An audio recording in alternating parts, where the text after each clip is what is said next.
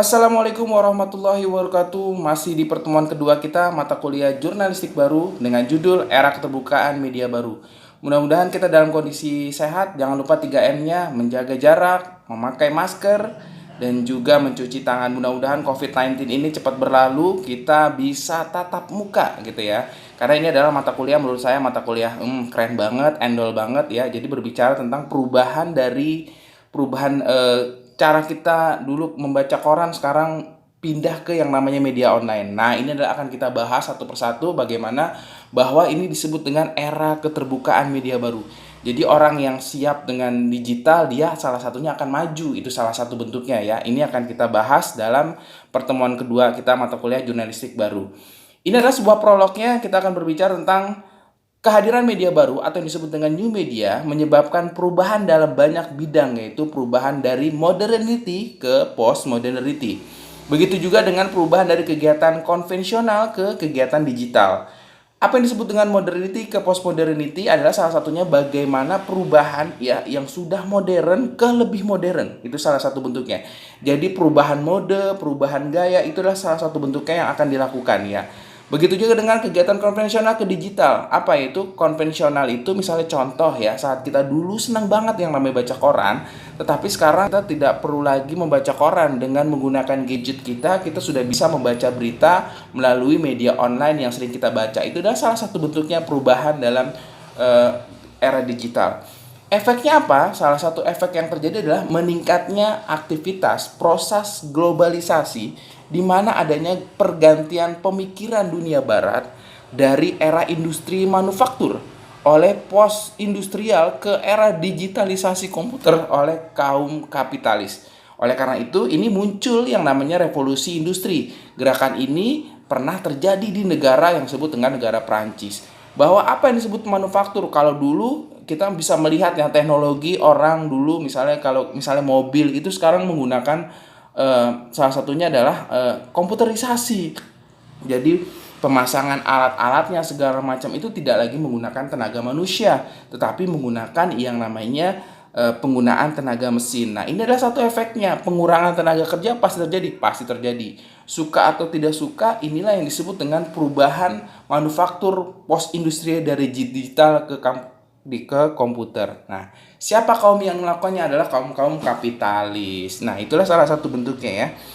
Berikutnya juga kita akan menjelaskan bahwa kesimpulan sementara kalau kita berbicara tadi gerakan revolusi Prancis itu diungkapkan oleh Karl Marx ya, salah satu filsuf yang berbicara tentang pergerakan perubahan buruh, itu salah satunya. Kesimpulannya apa? Setelah media baru muncul cukup pesat pada tahun 1980, media baru merupakan sebuah fenomena di mana setiap orang memiliki pendapat ataupun sudut pandang masing-masing tentang media baru tersebut. Ada orang yang setuju, ada orang yang tidak. Begitu juga dulu ya, bagaimana ojek ya. Ojek itu ada orang yang setuju menggunakan online, ada juga yang tidak setuju dengan online. Opang. Jadi ada bentrok, tapi suka atau tidak suka mereka tergerus dengan adanya yang namanya ojek online tersebut. Nah, itu. Oleh karenanya terdapat dua paradigma, ingat, dua paradigma perubahan bagaimana memandang sebuah new media, yaitu sebagai revolusioner atau sebuah bisnis. Nah, ini salah satu bentuknya. Kalau kita lihat ada kata kuncinya revolusioner. Revolusioner itu adalah perubahan. Ya, sebenarnya ada kaitannya. Jadi secara tidak langsung yang namanya bisnis ini harus ada yang namanya revolusioner, ada perubahan. Perubahan-perubahan yang nyata yang harus dilakukan. Jadi perubahan-perubahan tersebutlah yang akhirnya manusia suka atau tidak suka ya harus melakukan hal tersebut gitu ya. Secara kita nonton TV gitu ya. Nonton TV di TV dulu. Sekarang bisa dilihat menggunakan handphone di kapan saja, di mana aja. Itu salah satu bentuknya. Salah satu tokoh pergerakannya juga ada yang namanya Marshall. Nah, ya, nama lengkapnya Marshall McLuhan mengungkapkan bahwa munculnya PC sebagai teknologi komunikasi dan media produksi sehingga media merupakan bentuk revolusioner di mana adanya pergeseran dari budaya cetak 500 tahun yang lalu ke salah satu media yang menggunakan listrik. Nah, ini salah satu bentuknya. Ini adalah itu perubahan yang diungkapkan, perubahan dari energi budaya cetak ke listrik. Nah, itu salah satu bentuknya. Oleh karenanya Seiring dengan pertumbuhan penggunaan internet yang demikian pesat, media online pun kembali tumbuh subur sejak tahun 2008 setelah pernah kolaps pada tahun 2002. Belanja iklan yang meningkat dari tahun ke tahun, tak sedikit yang memperkirakan belanja iklan internet akan melewati media cetak dalam beberapa tahun mendatang. Nah, ini boleh dibilang tahun 2002 pernah ada, tapi dalam bentuk blog. Nah, dulu orang agak kesulitan membaca blog gitu ya.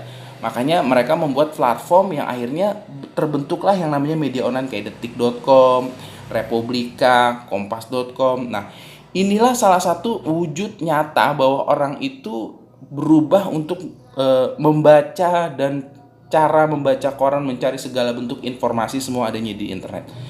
Oleh karena itu, penggunaan data sosial media diungkapkan bahwa orang Indonesia termasuk orang yang paling aktif dalam berkomunikasi di internet, berada di urutan kedua di dunia dalam penggunaan Facebook, dan juga urutan ketiga dalam kicauannya di Twitter. Berdasarkan survei Insight Facebook yang dilakukan oleh eMarket.com pada tahun ketika jumlah pengguna Facebook Indonesia naik 1.431 160 akun dalam sebulan. Wow, luar biasa ya, banyak banget gitu ya. Itu adalah salah satu bentuknya. Oleh karena itulah menjadi sebuah yang disebut dengan efek media baru. Nah, efek media baru ini di Indonesia terjadi pada tahun 2011. Jumlah pengguna internet di Indonesia telah mencapai 55,23 juta, meningkat dari 42,16 juta orang di tahun 2010. Itu artinya seperempat penduduk Indonesia sudah mengenal internet. Tadi saya katakan lagi, suka atau tidak suka, mereka harus yang namanya menggunakan internet, mencari informasi, segala bentuk informasi. Makanya internet pun banyak diglobalisasi saat ini gitu ya. Kesimpulannya adalah, yang harus diperhatikan adalah media baru mengubah gaya hidup masyarakat dunia dari kegiatan konvensional ke kegiatan digital. Dulu orang mesen makan gitu ya, pergi ke restoran. Tapi sekarang orang itu cukup menggunakan aplikasinya, menggunakan aplikasi online, mereka bisa pesan dan langsung diantar oleh supir atau Gojeknya. Itu salah satu bentuknya. Nah, ini adalah perubahan-perubahan nyata. Apalagi kalau dibilang dulu, kalau teman-teman membaca berita, oke, membaca berita, kirim barang. Ada lagi juga yang lebih uniknya adalah di masa pandemi ini adalah peningkatan penjualan sayur online yang dilakukan oleh, contohnya adalah sayur box. Ya, peningkatannya bukan hanya 1 kali lipat, bisa 3 kali lipat. Jadi permintaannya karena orang sudah malas melakukan tatap muka, yang terjadi adalah mereka membeli sayur pun menggunakan yang namanya internet. Wow, luar biasa banget. Ini adalah salah satu perubahan nyata kegiatan konvensional ke kegiatan digital. Inilah ada latihan yang bisa kalian kerjakan di forum ya. Sepertinya di tugas study-nya belum bisa, makanya di forum aja. Nah, ini ada 2 latihan yang harus kalian kerjakan. Yang pertama itu adalah, pertanyaannya adalah, apa yang Anda pahami tentang perubahan kegiatan konvensional ke digital? Nah, pakai bahasa kalian ya, tidak yang tadi saya jelaskan kalian sampaikan lagi. Yang kedua, jelaskan makna paradigma revolusioner dan bisnis dalam media baru. Tadi udah saya jelaskan siapa pencetusnya juga, udah saya juga, kalian tinggal aja. Latihan-latihan ini adalah contohnya adalah bentuk kisi-kisi dari UTS. Nah, itu salah satu bentuknya ya. Jadi ini adalah latihan-latihan ini yang akan saya kerjakan adalah bentuk dari UTS. Mungkin itu aja yang bisa saya sampaikan. Mudah-mudahan teman-teman dalam kondisi sehat gitu ya, banyak rezeki gitu ya, bisa mengerjakan tugas ini, bisa dikumpulkan pada tepat waktu. Ingat ya, waktunya hanya 24 jam. Ya, kalau yang mengerjakan pagi, besok pagi paginya harus selesai. Kalau yang mengerjakan sore, besok sorenya harus selesai. Mungkin itu aja yang bisa saya sampaikan. Mudah-mudahan kalian tadi saya bilang dalam kondisi sehat. Jangan lupa 3M-nya ya. Saya ingatkan lagi, mencuci tangan, jaga jarak, dan juga memakai masker. Mungkin itu aja. Terima kasih. Selamat pagi. Assalamualaikum warahmatullahi wabarakatuh.